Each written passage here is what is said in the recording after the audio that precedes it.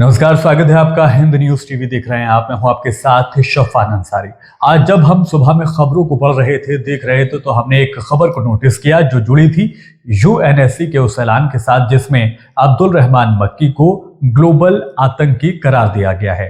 जिसके बाद हिंदुस्तान ने, अमेरिका ने राहत की सांस ली है और साथ ही चीन का एक नया चेहरा अंतरराष्ट्रीय पटल पर नजर आया है। पूरी खबर आपको इस रिपोर्ट में दिखाते।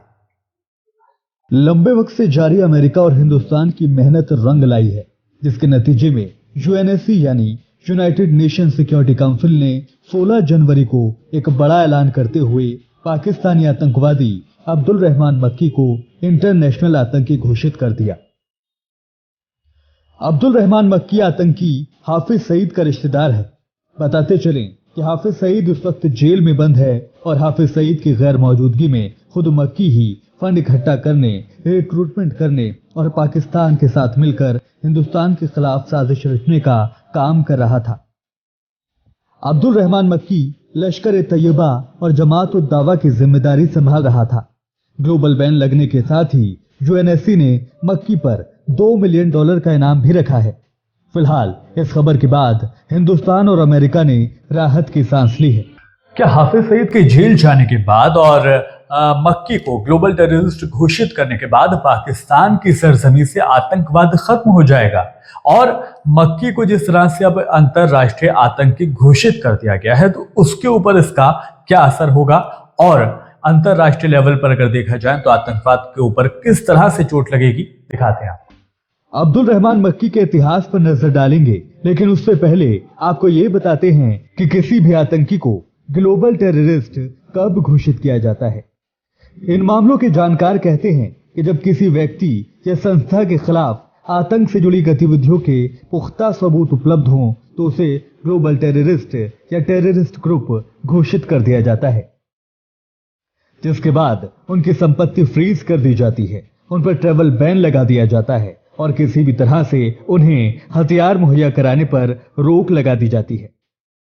बताते चले कि पाकिस्तान की अदालत ने हाफिज सईद को पहले से ही जेल में डाला हुआ है और हाफिज सईद के जेल जाने के बाद सारी जिम्मेदारी खुद अब्दुल रहमान मक्की संभाल रहा है।